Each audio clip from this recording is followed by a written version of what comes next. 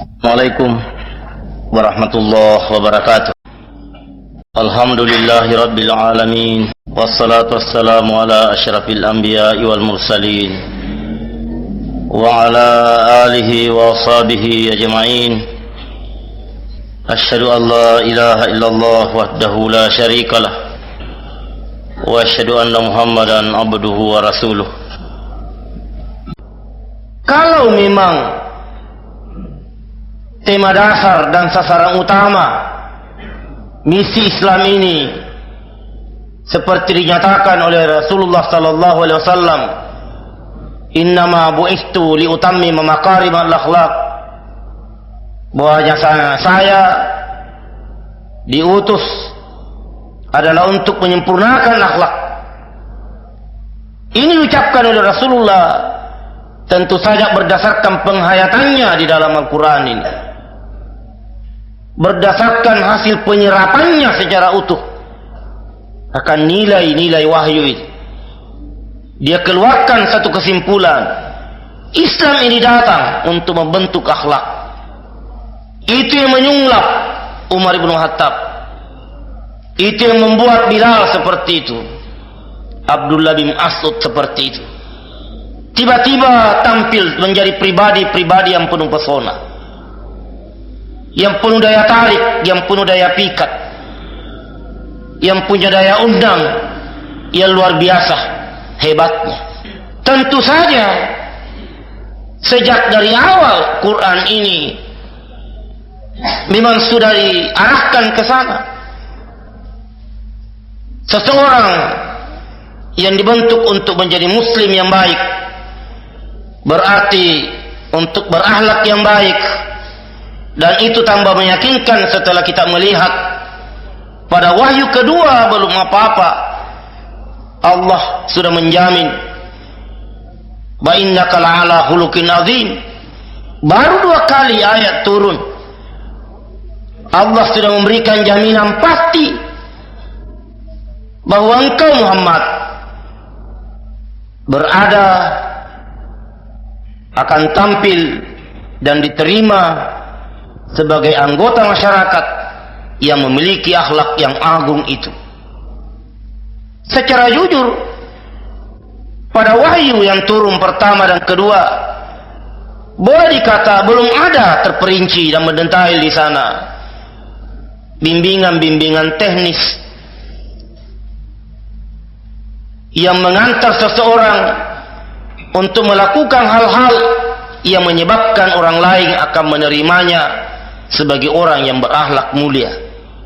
Tapi kenapa? Tentu saja pertanyaan ini jawabannya adalah pada ayat itu sendiri, bukan kenapa, tetapi justru pada ayat itu memang Allah telah meletakkan petunjuk-petunjuk dasar. Allah memang sudah mengarahkan manusia ini bahwa dengan 2 ayat ini saja sudah memadai untuk orang itu dijamin berakhlak yang baik.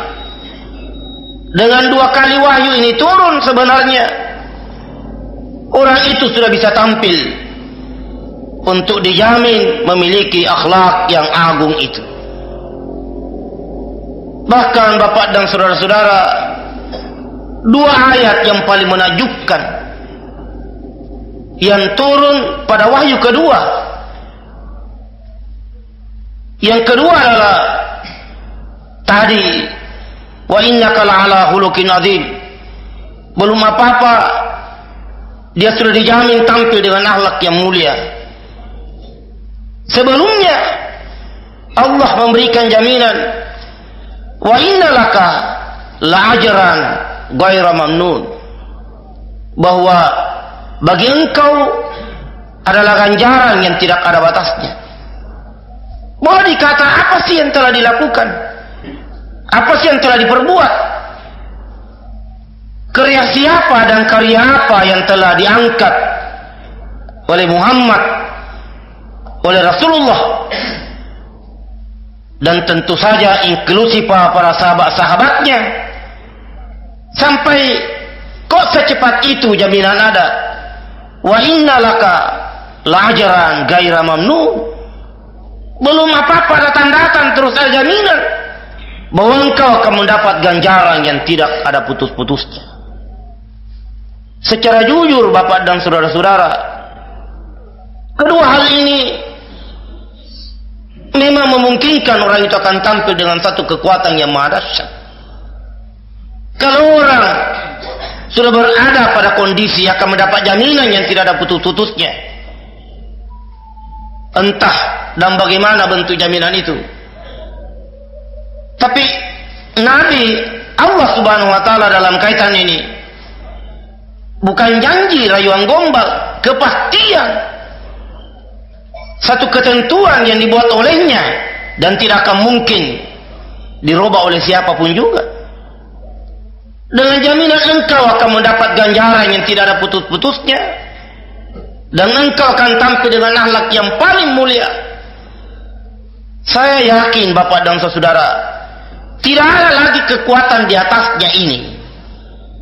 Teori militer yang diakui oleh Napoleon Bonaparte, perbandingan kekuatan sikap mental dengan kekuatan senjata, itu 1:3 kalau tidak 1:10.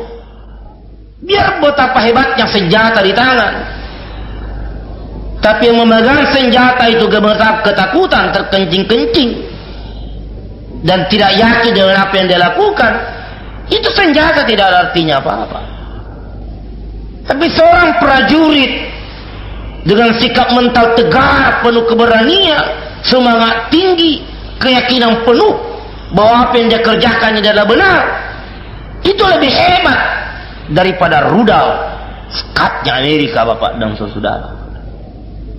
Nah, dengan dua jaminan ini, wa innalaka la'ajran ghaira mamnun, Muhammad, kau akan mendapat ganjaran yang tidak ada putus-putusnya. Walaupun makna utuh dari ungkapan ini tidak sekedar begitu, punya konotasi-konotasi pemahaman filosofis yang sangat dalam, yang syarat dengan rincian perintah-perintah teknis yang justru untuk membuktikan dan meyakinkan bahwa memang bukan rayuan gombal itulah ajaran ghair mamnu. Itu bukan bayangan, memang dia rasakan bahwa ajaran ghair mamnu itu bukan cerita kosong, bukan berita, bukan rayuan, bukan janji mulut, fakta. Dengan dua ayat ini Anda akan merasakan langsung, menikmati betul itu yang dinamakan ajaran ghair mamnu, dan Nabi rasakan betul, dan itu juga yang dirasakan oleh para sahabat-sahabatnya. Sehingga kalau memang kondisi itu akan dirasakan oleh setiap muslim, memang gila, memang wajar kalau dia akan tidak pikir lagi banyak di dalam mengurus Islam ini. Memang dia rasakan itu lajaran ghair mamnu, sebab benar caranya dia masuk, benar caranya dia berislam dari awal, memang sudah tepat. Dua wahyu ini kalau benar cara kita menyerapnya, tepat cara kita memahaminya, dengan dua wahyu ini dua hal akan kita rasakan. Yang pertama, ajaran ghair mamnu kita akan nikmati dalam realita yang nyata Bapak dan saudara, tidak dalam cerita dan berita. Wa innaka la'ala khuluqin adzim, memang orang akan menilai secara objektif, secara jujur, tidak ada yang sangkal bahwa memang dari segi moral, dari segi akhlak kita yang paling baik. Kalau itu jadi patokan, kita jadi kepala negara di seluruh negara di dunia ini. Kalau itu jadi persyaratan untuk jadi kepala negara yang paling tinggi moralnya, yang paling tinggi akhlaknya, memang Bilal yang akan dipilih. Memang Umar walaupun bekas bajingan, namanya tersebar di seluruh pos-pos penjagaan sebagai wanted, sebagai bajingan. Tapi begitu kesentuh wahyu, tidak bisa disangka dia yang paling tinggi akhlaknya. Di mana ini Bapak dan saudara?